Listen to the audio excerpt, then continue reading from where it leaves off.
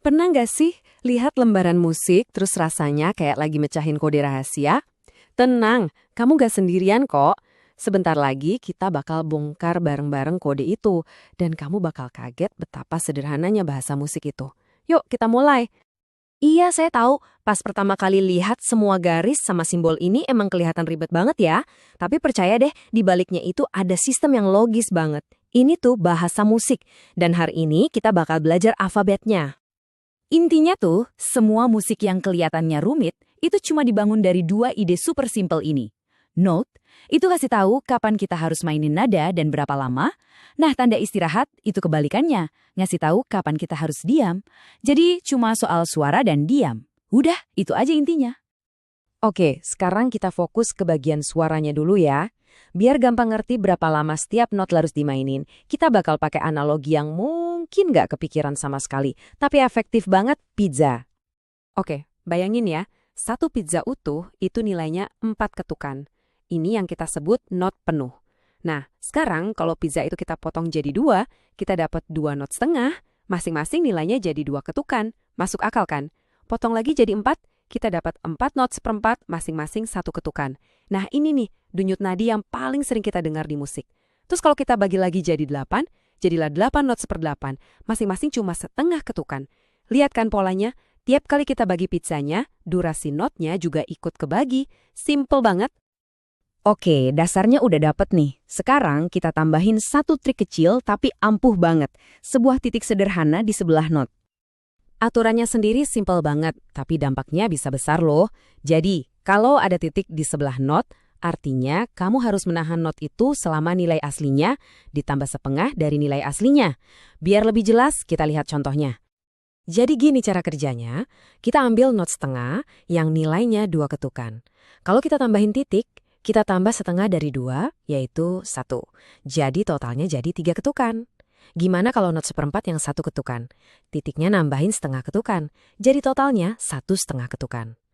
Nah, ini nih salah satu cara komposer bikin ritme jadi lebih asyik dan bervariasi. Kita udah ngomongin soal suara, tapi jangan salah. Diam itu sama pentingnya loh dalam musik. Jeda di antara not itu yang menciptakan ritme dan perasaan. Nah, sekarang kita pindah ke tanda istirahat. Kabar baiknya, kamu nggak perlu ngapalin nilai-nilai baru lagi. Jadi, setiap not yang tadi kita pelajari, itu punya kembaran tanda istirahatnya, dengan durasi yang sama persis.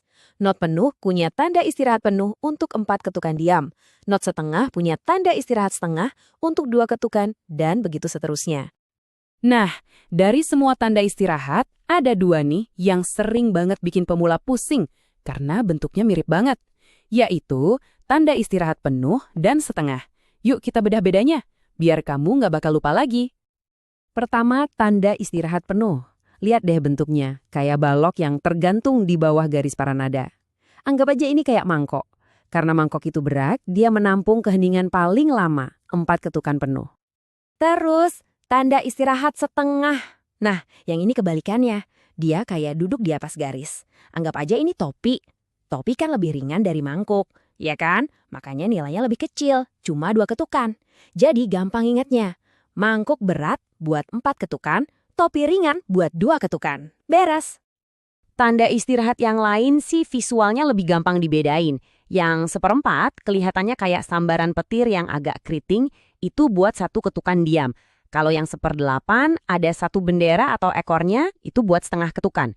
Nah, kalau benderanya ada 2, itu tanda istirahat 1/16 untuk seperempat ketukan diam. Oke, wah udah banyak juga ya yang kita bahas. Biar nggak lupa, yuk kita kumpulin semuanya jadi satu rangkuman yang jelas. Anggap aja ini semacam starter pack kamu buat baca musik. Dan ini dia rangkumannya. Di sini kamu bisa lihat langsung setiap not, sebelahnya ada tanda istirahat pasangannya, lengkap dengan nama dan nilainya. Dari not penuh yang 4 ketukan sampai not 1/8 yang setengah ketukan. Anggap ini contekan andalan kamu. Inilah fondasi dari semua ritme yang nanti bakal kamu baca dan mainkan.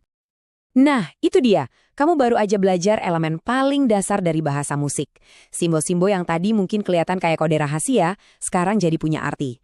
Pertanyaannya sekarang adalah, dengan pengetahuan baru ini, lagu apa nih yang bakal kamu coba baca pertama kali? Dunia musik sudah menanti.